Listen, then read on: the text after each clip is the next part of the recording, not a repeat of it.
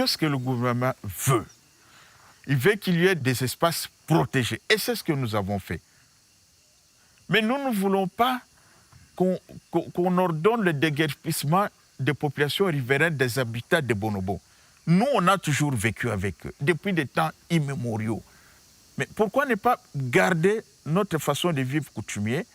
Les bonobos ont leur terroir, nous aussi le nôtre, et on évolue. Et c'est ce que nous avons fait. Et ça marche. J'entendais l'histoire par mon papa qui me disait les bonobos et les humains, on était sortis de même descendance. Jusqu'à maintenant, les bonobos ils restent dans la forêt comme les animaux. Nous, on est au village comme les hommes.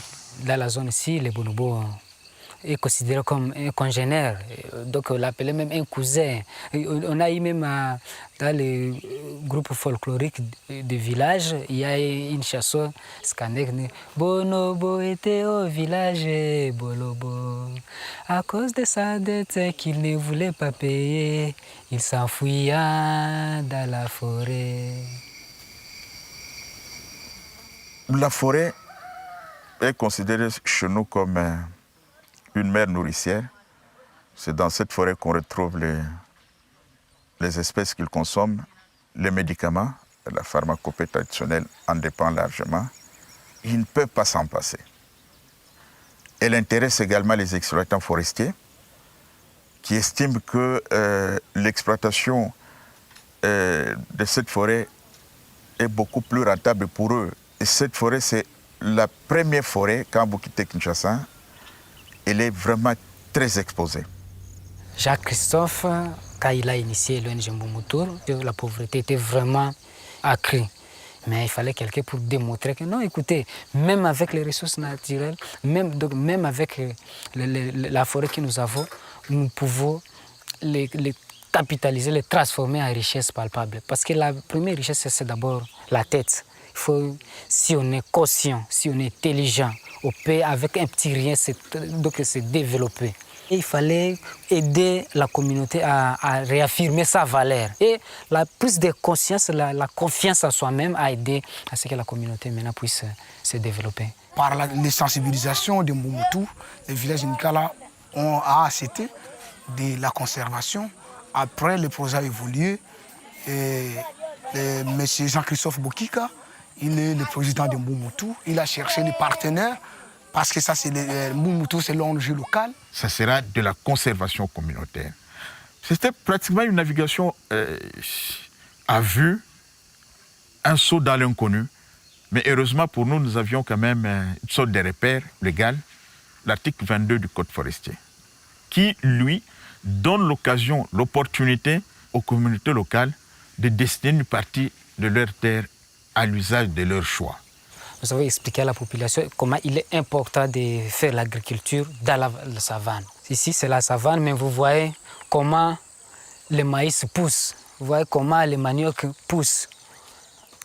C'était juste pour expliquer, changer la mentalité, changer la culture du milieu qui, jadis, c'était de cultiver seulement dans la forêt, de défricher et d'abattre les arbres pour faire une agriculture sur brûlé. Mais aujourd'hui, nous faisons pousser le maïs sans engrais chimiques ni quoi dans la savane.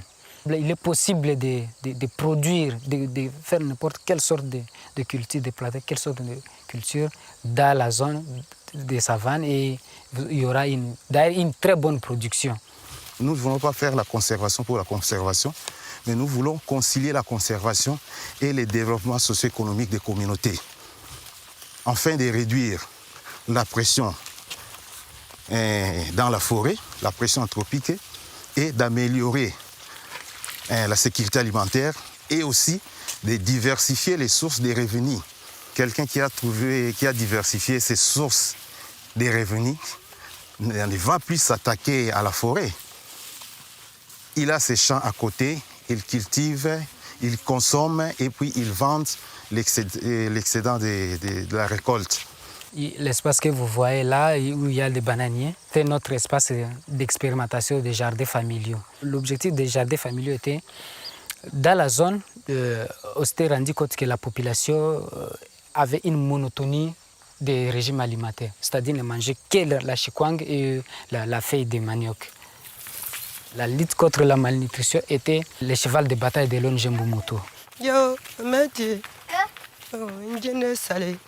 C'est dans ce sens que l'ONG a formé les gens dans chaque village. Jusqu'aujourd'hui, Mbumutu continue à doter tous les villages, toutes les communautés avec les semences, afin d'aider à la communauté à diversifier leurs régions. Ça, c'est les ananas. Ça, c'est l'oseille. J'avais planté aussi l'oseille.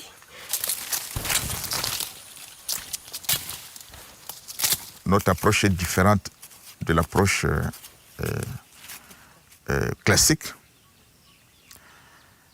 Ce que nous avons fait, c'est nous avons créé en quelque sorte des réserves qui sont gérées directement par les communautés locales. Alors, mais les communautés locales n'ont pas toujours des compétences à la matière. Il va falloir les former. Il y a l'organisation des CL2, les comités locaux de développement. On décide dans l'ensemble, on se réunit, que voilà les points faibles dans le village. Et nous manquons la poste de santé, et comment on va marcher, améliorer l'aménagement source d'eau, faire même la lumière autour du village, la construction des bâtiments, salles de classe. Je suis de Mbumutu, je suis mobilisateur, ou en d'autres termes sensibilisateur. Chaque fois quand il y a un problème qui concerne la sensibilisation de l'ONG, je le fais partout dans tous les villages qui soutiennent vraiment le projet Mbumutu. Ça consiste vraiment à mobiliser les gens pour qu'ils puissent quand même accepter la conservation et surtout la protection des grands chênes bonobos.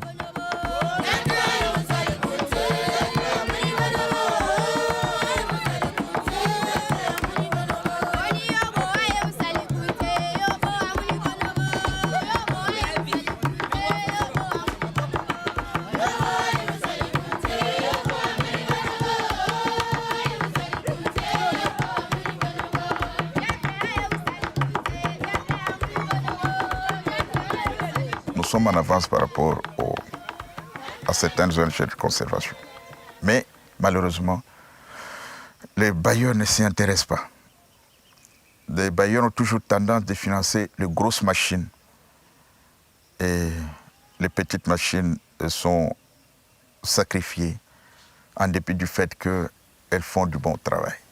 Les adversaires, ce sont ceux qui pratiquent l'écocolonialisme. L'écocolonialisme, c'est ceux qui ne veulent pas donner à la population locale de développer leurs propres méthodes de conservation qui ont déjà réussi et qui continuent à réussir.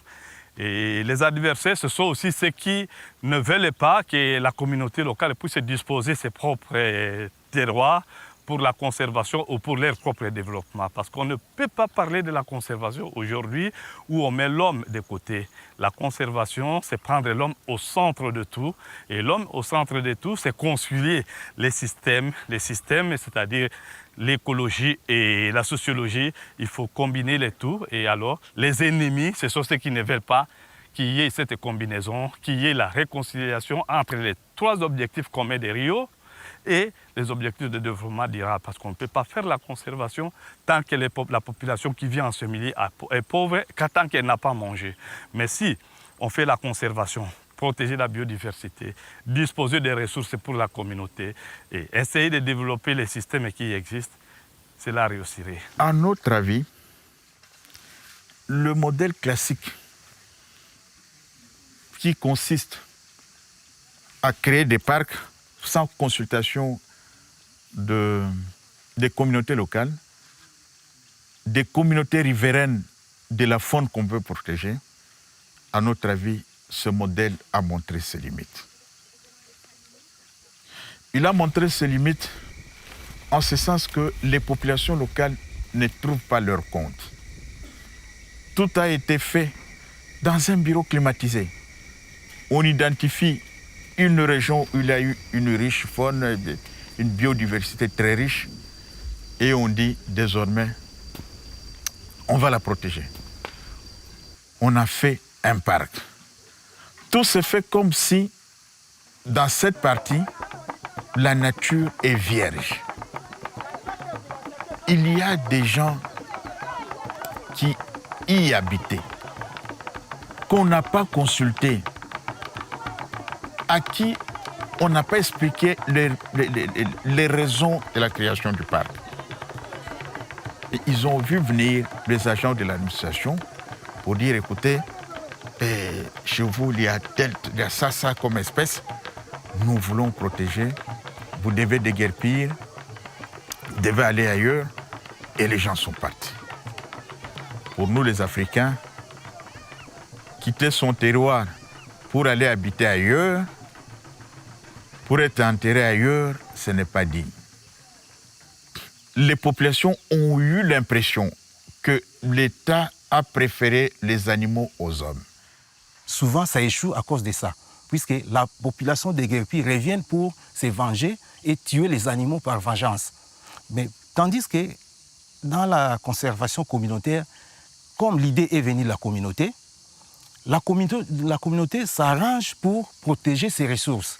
Pendant qu'ailleurs, on est en train de dépenser peut-être des millions d'euros, des millions de dollars à la lutte anti-braconnage, ici, des cas pareils, nous ne le connaissons pas. C'est une initiative à encourager. Il faut d'abord aimer son terroir avant de faire ce qu'on est en train de faire. Il faut vraiment aimer le terroir. Il faut que les gens sentent que vous êtes avec eux, en tout lieu et en toutes circonstances. Et là, je suis en train de préparer les jeunes gens. Et c'est pas facile, mais on va s'en sortir. Jacques-Christophe a formé pas mal de gens et nous, on est là. C'est grâce à sa formation. Et les autres, Sam, Jacques-Christophe est entouré de plusieurs cadres qu'il a formés depuis plusieurs années, aujourd'hui plus de 10 ans. Alors, si aujourd'hui il disait que non, écoutez, j'ai beaucoup fait, je dois me reposer un peu, je pense qu'il sera fier de voir aussi la continuité de ce qu'il a transmis aux autres. Parce que si les partenaires vont venir, si l'écotourisme a commencé, si ça marche vraiment à l'avenir, les villages vont évoluer très bien. Le bonobo, ce n'est pas un patrimoine batéké, c'est un patrimoine national, c'est un patrimoine mondial. Et si les gens ont fait des sacrifices, il y a lieu quand même de penser à eux d'une façon ou d'une autre. C'est pour cela que nous lançons un vibrant appel aux personnes de bonne volonté, aux organismes, tant étatiques que para-étatiques, de soutenir quand même l'initiative. C'est une particularité dans le domaine de la conservation.